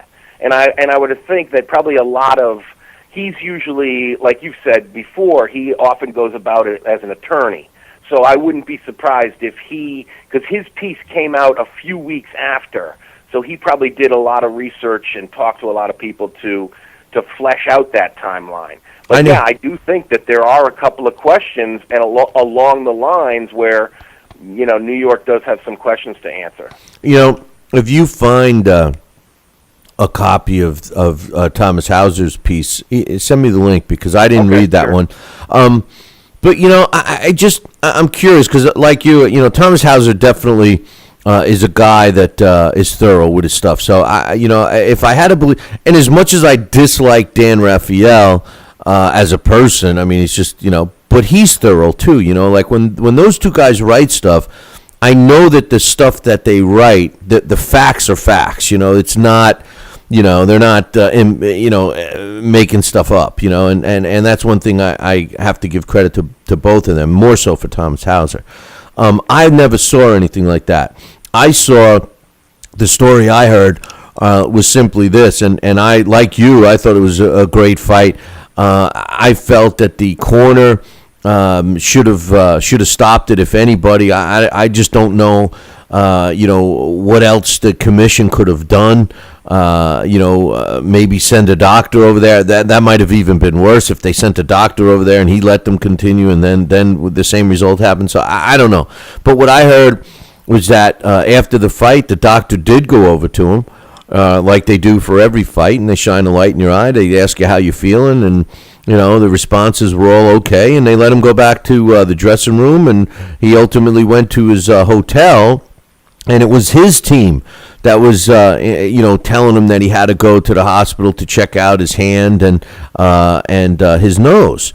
And there was no discussion of a nightmare trip to the hospital and all of these other things. And I had heard that he went to the hospital, and during the checkout, being checked out, that they discovered the bleeding on the brain, and the rest is history. Now they're saying that he was complaining about dizziness, and they went up to the inspector, He'd almost gotten sick in the shower. Well, yeah, and then the inspector says, well, then you better go to the hospital, and then doesn't make the arrangements, which doesn't make sense, because their job would be, they have an ambulance right there and a backup ambulance. That's what they're there for. You put them in the ambulance and you send them to the hospital. And so it makes no sense. Then to have them say that the New York State inspector told him that his best bet is to go flag a cab. That's I would have flipped out if somebody said that to me and one of my fighters. But then the story gets even worse. They're trying to say that they went out to try and flag a cab in front of Madison Square Garden at 10:30 at night, and they couldn't get one. That's ridiculous. There's cabs running there. There's a cab stand right in front of it, and that they could, they didn't want to wait online. Well, in an emergency situation, you go to the front of the friggin' line, and I got to go to the hospital. You know what I mean? Nobody's going to argue with you there. So I don't know. It just seems like the stories are coming from every angle. Yeah. It definitely, it's something that, it really was one of the as much as we did have several tragedies this year, it was the one that, in a way, was the most visible. And I think not only because it was in a co-feature, but I think also because it came right on the heels of that stinking Klitschko-Povetkin fight. It was in the heavyweight division. I think a lot of people were thrilled at how good it was. But I think I'm pretty sure it was, you had interviewed Harold Letterman a couple of weeks afterwards, or maybe it was the week after the Frotch, I want to say Groves Frotch, but, of course, that was the bad stoppage. And I remember you were asking Harold about it, and Harold mentioned real quickly when you had compared it, like, that the referee was perhaps being overzealous because of the Abdul Salamov situation. And Harold said quickly in passing, I'll see if I can find that link too. Harold said quickly in passing that night there were people running around the ring saying that fight should be stopped. So I think that's the other weird thing about it, is that it seems like something might be wrong from the start, and that hopefully we do get down to the bottom of it. But I think some of it also could just be, like we discussed when we talked about it on the show, is that everybody, like you said, boxing's subjective, and everybody is going to watch a fight and is going to have a different feeling. But I don't think I was alone in thinking, boy, this fight has gone beyond the point of being brutal. Enough's enough. And as far as also the doctor evaluation, the idea of just the shining of the light, even though, the shining the light into a fighter's eyes, I think what we also have to keep in mind is fights where we've seen fatalities happen. And one of the ones that really sticks with me as being one of those fights where it didn't seem like there was any 1 minute where, wow, this fight should be stopped.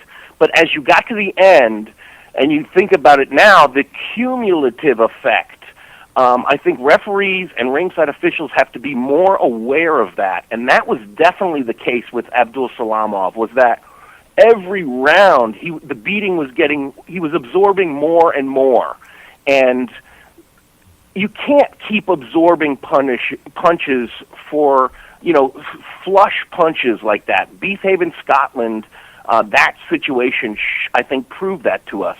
And what I was going to say with the light in the eye is, remember, the doctor in the corner of Glenn Tapia versus James Kirkland shined a light in his eye and was like, yep, everything looks okay, go ahead.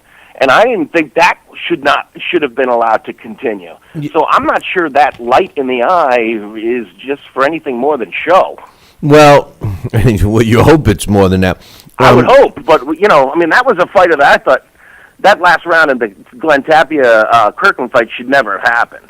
Hold that thought for a second, Alex. For all the affiliates and Fight Now, I'm not going to take a break right here. Alex and I are going to continue our conversation. So if anybody's got to take a break, knock yourself out. So Fight Now and radio affiliates, we're not taking a break right now. So, Alex, the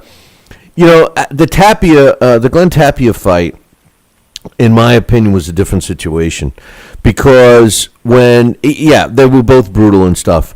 But when Tapia came back to his corner, he was in rough shape. He wasn't responsive or anything else. And I've talked to people that said, "Oh, he's never responsive. He's like that when he's winning. He's like that in training. He's like that in the gym." They're used to him taking some shots and then, coming back. But to me, he wasn't even answering them. He wasn't responding. And those are signs that, as a corner, and again, I'm not with this kid, so, if he acts like this all the time, I'm totally off base here. But for me, being an outsider, watching from television or even ringside, I see a kid that's not responsive. That's the time to stop the fight. As a corner, whether the doctor's shining lights in their eyes or not, you protect your fighter. The Abdulzamov situation, and this was why and I'm not going to, like Harold said the other day, it's easy for us to play Monday morning quarterback in these situations. It is on bad calls from referees, on bad judging, on situations like we're discussing now. It is easy to play Monday morning quarterback when everything's already happened, But during the fight, Yes, I thought it was brutal. As a matter of fact, like you, I was enjoying every punch that was thrown and landed. I mean, it was brutal, but I loved it, you know. But every time the kid Mago went to his corner, they were talking to him. They were doing what I would have done. How do you feel? Are you okay? You know, they respond, and he was responsive. He was concerned about the broken nose. You know, he was concerned about his hand. He says, "Is my face swollen?" Those were the only things that he said that was out of the ordinary. You know, he followed their instructions. They told him to do this and do that and the other thing, and he did that and the other thing. You know, after the bell rang to start the round. So I mean, he was showing all the signs that things were okay. I think that maybe, again, as a Monday morning quarterback and knowing that sometimes those types of swelling, when the face swells like that, maybe that's a sign of a brain injury. But then again, Perez was landing shots right where that swelling was. I mean, there's almost like an answer for every negative. Yeah, you're right. You're right. And I think the other thing is it's context. One of my thoughts was that, wow, he's taking a hellacious beating, and we already know this is a kid who has never gone past 4 rounds, and now he's in a life and death. Alex, I'm losing you here. So let me restart this. Give me 2 minutes and call back. Don't lose that thought. All right, call me back in 2 minutes. We'll get Alex back here in a second. You knew it was going to happen, right? Because of this crappy. It's Time Warner, is what it is. Don't get a phone system through Time Warner. So anybody that's got Time Warner, tell them Billy C says you suck. So anyway, we'll get this situated here. But you know, it's an unfortunate situation. That whole Mago Abdul-Samad thing, and I don't mean to keep bringing it up, but you know, the New York State Athletic Commission is under a lot of heat for that. And, you know, like I always say, I'm not exactly, you know, I've had my run-ins with the New York State Athletic Commission. I'd be lying if I said any different. I don't have any issues with them now.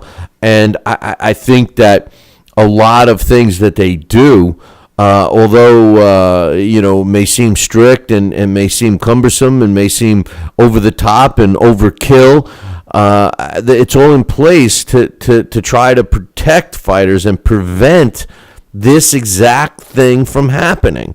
And here we have it happen before our eyes, like Alex said.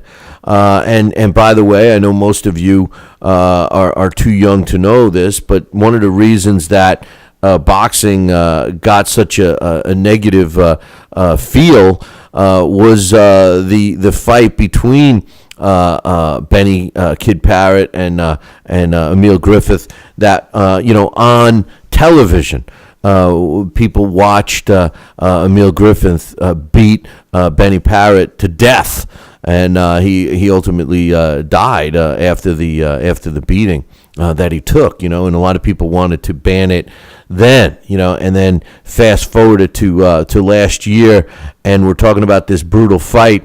And you know, now we have a 30-something-year-old guy in a hospital, you know, still suffering from the repercussions from that. But we got Alex back. Sorry about that, my man. Now what was you saying? I think the biggest thing for me during that fight was that he had never gone past 5 rounds with anyone as a professional. So here he was in a brutal fight where most of that damage, whether it was a piece of bone in his face, at the time they didn't know. Now we know it was his nose. But it looked as if it could have been the nose, it could have been an orbital bone, something. That happened in the first round. Well, his orbital bone was broken too. Right, so that was a lot of damage for a guy who's never gone past 5 rounds to be sustaining. And you're right, even though he was responsive in the corner, some of the things he said, and again, they were translated from Russian, so I'm not sure how he said them because I can't speak Russian, so you don't hear them the same way as maybe they're delivered through a translator. But to me, they suggested that he was concerned about his appearance, in as much as maybe a brave heavyweight fighter would be concerned, because he just wondered, is my nose broken? Is my face broken? He was asking questions like that. And to me, the fact that a fighter was even worried about, his, not so much his appearance, but how much damage was being taken, to me was like, I kind of thought someone in the corner should have been brave enough or wise enough, because they were all brave.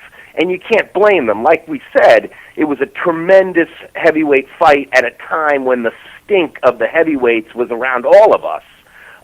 So we wanted it to be thrilling, and it was thrilling, and there was the idea that he could come back. But I thought with one punch, because he's that kind of fighter, I thought someone in the corner should have been wise enough to say, hey, you've never gone past 5 rounds. You're taking a hellish beating. Let's call it a night. And, we'll get him another time. People will want to see a rematch. But, that's not how it happened. And you're right. That perspective is being said today after the fight.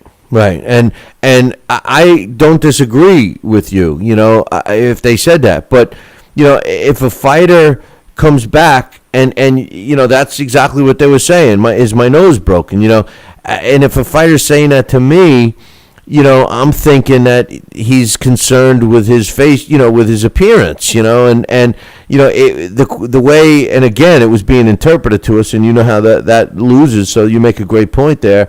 We don't know exactly how he was saying it, so to me, but I think trainers worry that means doubt has leaked in, fear has leaked in. You know what comes to mind? Remember after the first round Pinklin Thomas had against Mike Tyson, Tyson really battered him around in that first round, and he gave him a couple of little abrasions, and he sat down on the stool, and Dundee came over, and I think it was Flip Omansky at the time was the doctor. He came over to check on the cuts, and Dundee erupted and started swearing at the doctor, saying, get away from him. And then Pinklin Thomas looked up at Dundee and said, am I cut? And you could see the confidence went out of him in the way he said it. And Dundee said, no, you're nothing. So I don't know. To me, there's a lot to that. Him asking about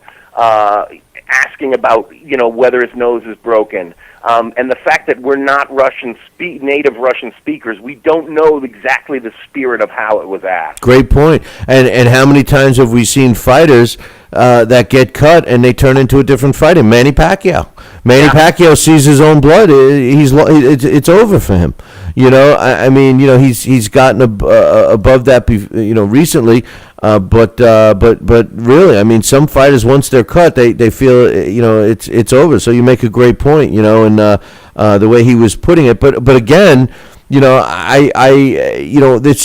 just backs what my opinion was from day one, that there's nobody that knows the fighter better than the corner, and if you got to blame somebody, it's got to be the corner. They know that how can you blame? Now, let me restart this. You could blame the New York State Athletic Commission if, they didn't have a doctor ringside. They didn't have, there's something that they didn't do right, something like that. Then you blame them, right? But what they're being blamed for is not stopping the fight, not recognizing the damage and everything else. And, when people are ringside watching this fight, and they're watching it just like you and I are talking about it. Everybody's into it. Yes, Mago never went past 5 rounds, but guess what? He rocked Mike Perez after he was in some serious trouble and had 2 really strong rounds. I believe they were the 7th and 8th rounds, and then the last 2 was all Mike Perez. So he did come back from all of that beating. He still was fighting at an extremely high level. So it's really hard to say, when do you stop a fight? If we start making a rule that, if any fighter starts taking a beating, how many fights would have, the exciting ending, that knockout, DeMarco comes to mind. He knocks his opponent out in the 11th round, or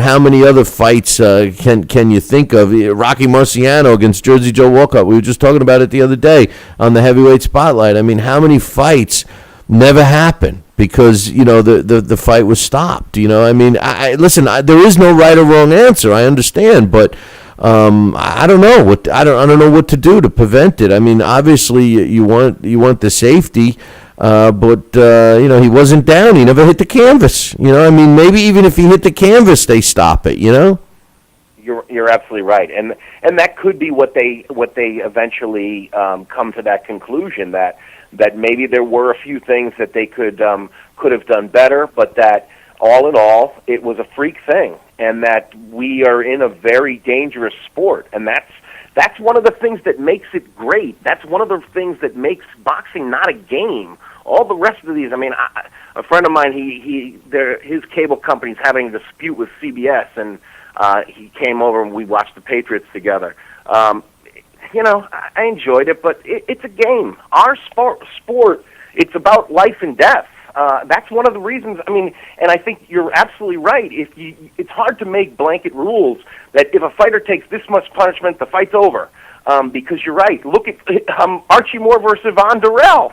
Great. That fight would have been stopped in the first round. First round, it would have been stopped. Yeah. I mean, and when you think about things like that, even the greatest fight of last year was another one. Every fight it creates its own context, I think, and that we got to take what we've learned from the other fights into it and keep those things in mind. And I think that's why I was thinking Abdul Salamov should have been stopped in the corner, because to me it was reminiscent. Even before I knew what happened, I was worried that, wow, he's just taking too many cumulative punches.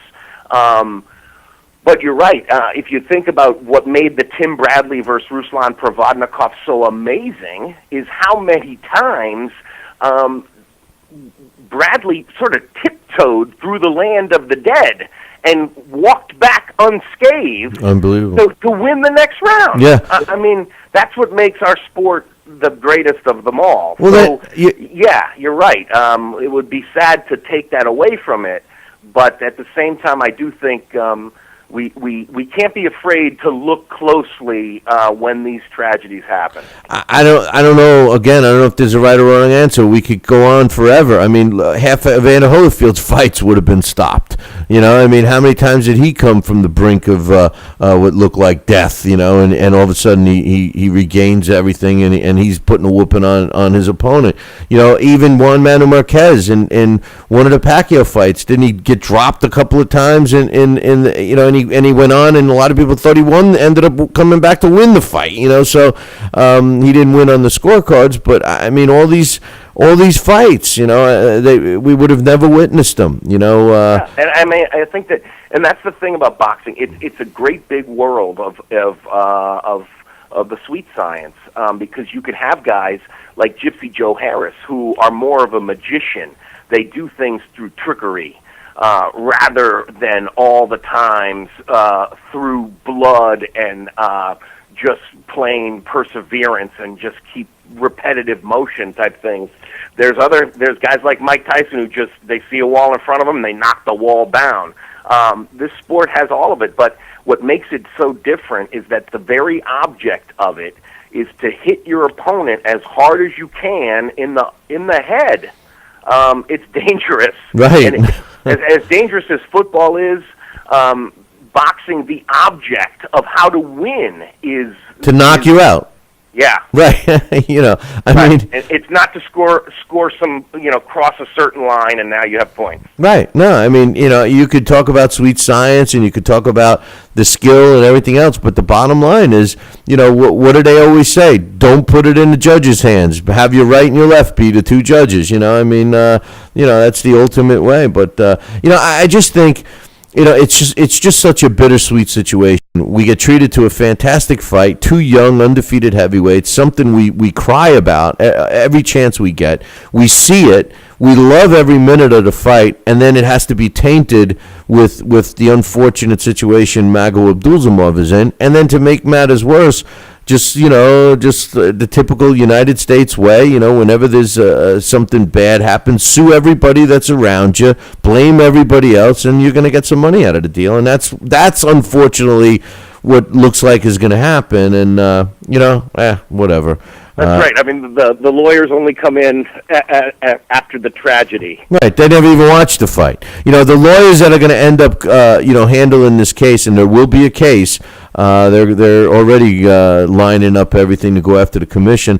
They probably don't even know the sport. That's going to be a whole other issue. But Alex, I think the other thing that is good that is coming out of it is that, and as difficult as it is for him to have to bear it. And we've talked about it in the blast. The fighters do go on, and this weekend we're going to see Mike Perez, who definitely did burst onto the scene as someone I certainly want to see again. That was one of the better wins. I mean, round one of Abdul Salamov Perez, I think, was one of the best rounds of the year. And it was a very great fight, but people, I think, are probably hesitant to talk about it as being a great fight because of the tragedy.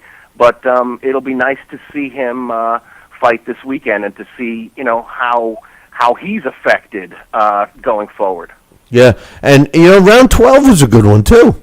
Yeah. Round 12, round 10, I'm sorry, not round 12, but the 10th round was good too, it was a 10-round fight, but, it was great from start to finish.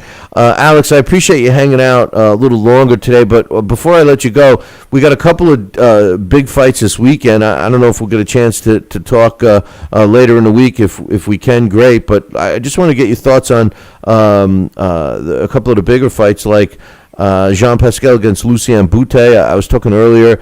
This is a great fight for Canada. Great fight for these two fighters. And I personally think the winner, should get matched up with Stevenson again in Canada. I mean, I think it's great for Canada. What's your thoughts on the fight itself? Jean Pascal against Lucien Boutte. How do you think the fight's going to go, and who's going to win? I would agree with you that it's really great. From Montreal, and they have a potential of making. Alex, listen, let's try this. I got to restart you. Just give me 2 minutes, and I want your thoughts on that fight, and then I'm just going to hang up. Let me reset this. Apologize for that. We'll get Alex back here. I can't leave him. I can't leave him hanging without giving us his thoughts. I ask him for his thoughts, and then the friggin' phone system wants to crap out on me. So let's give that a second. But yeah, the Mago Abdulzamov situation is a very sad one. And everybody wants a feel for him, and of course his family. But it is what you sign up for, not that, but, the risk that you take. The unfortunate thing is, these guys made I think it was $30,000, and he's already well exceeded that in his medical bills. While I'm waiting to get Alex back on the phone, we have a couple of things. The fights that are most likely going to be on the challenge, I will officially announce them tomorrow. But it does look like we're going to have 9 fights on the Billy C Challenge. And speaking of the challenge, I have not had a chance to update the website, but I did tell you guys yesterday that the grand prize winner, the year-end winner, was Joel Arkin. He's a Fight Now listener, and he's part of the challenge. And congratulations to him, and a special congratulations to Stewart, who was in the finals for not only the year end but also December too. So congratulations to all those guys. Alex is back. I'm sorry about that, bro. Now who's gonna win? I think it is. I think you're right that Montreal wins no matter what, and I think that there's even the potential to set up a series of fights, like you said, with the winner getting Stevenson, and if it's a close one, which I think it could be. Maybe even seeing a rematch with Stevenson, headlining, and then they'd have 2 more bouts there. But I kind of favor Pascal. I think that he's a little bit younger, and I think that he is a little more athletic. But I do think, and also I think that he probably is less damaged. that Froch beating was pretty serious. And, once you knock a guy out, he's easier to knock out. I do like Pascal's power. What I don't like is Pascal's work rate. I just think he needs to throw more punches around. If he doesn't, I think it could end up being a close decision fight. If he presses things, I like Pascal to win convincingly. Yeah, it's going to be an interesting fight. Pascal just fights in spurts. He fights with his hands down. If Lucien Boutte is not afraid and gun shy, you would think that his hand speed will keep him out of trouble. But then again, he's moving up, and Pascal should be the bigger guy. So I'm looking forward to that fight for sure. One last question. Mike Perez, he's getting back in the ring. He's dedicated this fight to Mago Abdulzimov. He's fighting Carlos Takim, who's only lost one fight in his pro career. And, not that he's a household name, but he's obviously going to be the best fighter that Mike Perez has faced. What's your thoughts on that one? That I'm looking forward to see, mainly because of the questions about Perez, and because, like I was just saying before we got cut off, I think Perez established himself as a heavyweight we want to see. Unfortunately, I don't know much about Takam. I see that he beat Botha and Michael Grant, but I'm not sure if those wins tell us all that much at this time. So hopefully it'll be a nice showcase for Mike Perez, and it'll be a good win if he could dedicate it to Abdul Salamov. That'd be nice. Yeah, that's a nice gesture. But I think the only problem with Perez, and same thing with Mago, was their size. But now that one of the heads of the two-headed Klitschko brothers is gone, maybe we'll get back to normal, regular small guys that are only 6'2" and 6'3". It bothers me because I guess because I became a fan during the Tyson era. I wanted to believe that somebody would be able to show that the size was not such a huge factor, but I think time and their persistence has proven it is.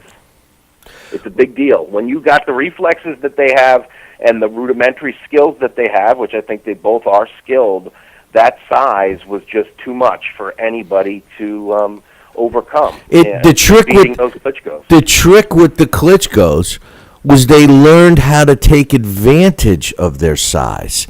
That is the key. I'm telling you, that's the key. I mean, Lennox Lewis was just as athletic, if not more, than both of the Klitschko brothers. And once he learned how to harness and take advantage of his height, then they were successful. Listen, I've talked about this a lot. Both Klitschkos, if you watch footage of them prior to Vladimir working with Emmanuel Stewart, you'll see him deliver his punches totally different. Now he delivers them downward because he's used to fighting guys smaller, and that's why those knockouts started coming again.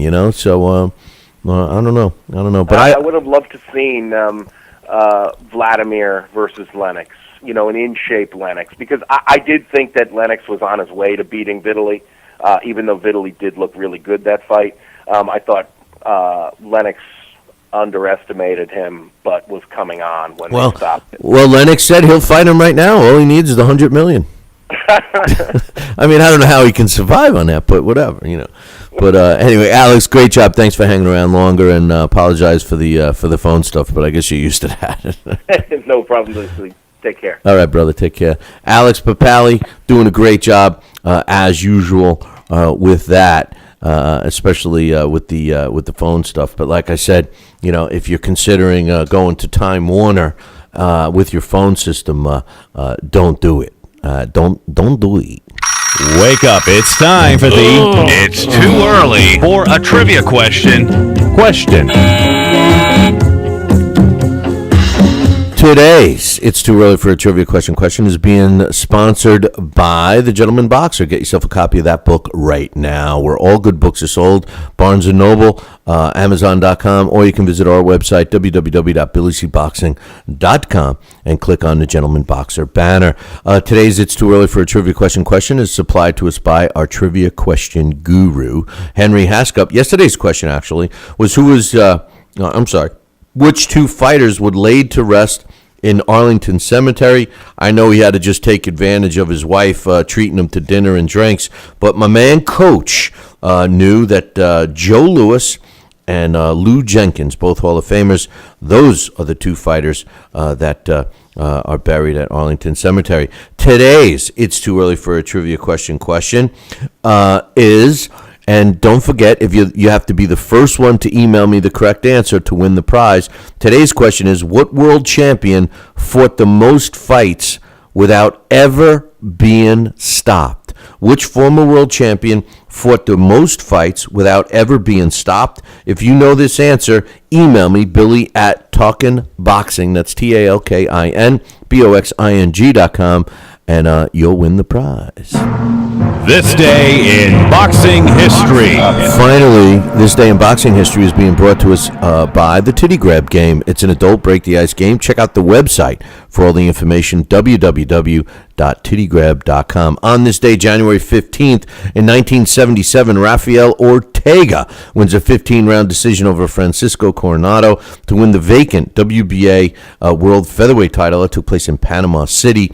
On this day in 1923, before the largest crowd to date for a boxing event at the Motor Square Garden in Pittsburgh, Pennsylvania, Harry Greb wins a 10-round decision over Tommy Loughran to improve to 62 wins, 2 losses, and a couple of draws. On this day in 1990, Big George Foreman knocks out Jerry Cooney in the second round in their heavyweight fight in Atlantic City, New Jersey. On this day, January 15th in 1940, Jimmy Bivens knocks out Emery Morgan in the second round in his pro debut. Bivens would go on to have a 86 wins, 31 by knockout, 25 losses, and a one-draw career that landed him into the Hall of Fame in 1999.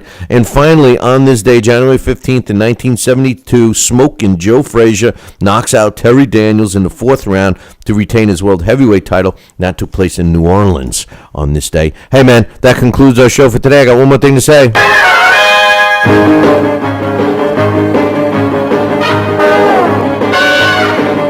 Make sure you tune in tomorrow morning, same bat time, same bat channel. There's only one channel, Fight Now channel. Call your local television provider, tell them you want Fight Now right now. All the information is on the website, www.fightnow.com. See you all tomorrow.